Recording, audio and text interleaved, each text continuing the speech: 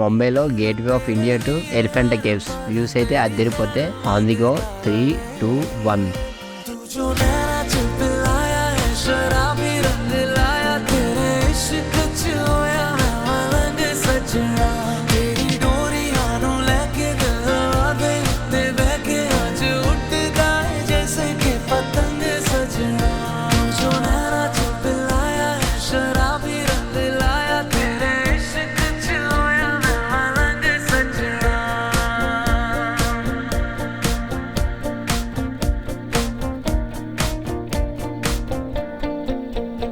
इश्क पर्दों से जैसे अब निकलने लगा है, ये तो आएगा नजर सरेआम, हम दोनों के अलावा कोई और. ఈ బోట్ రైడ్ లో ఎలిఫెంటా కేవ్స్ కి వెళ్ళడానికి 1 అవర్ జర్నీ అయితే పడుతుంది. కానీ వ్యూస్ ఇలాగే ఉంటే 1 అవర్ కూడా 5 minutes లా గడిచిపోయినట్టు అనిపిస్తుంది.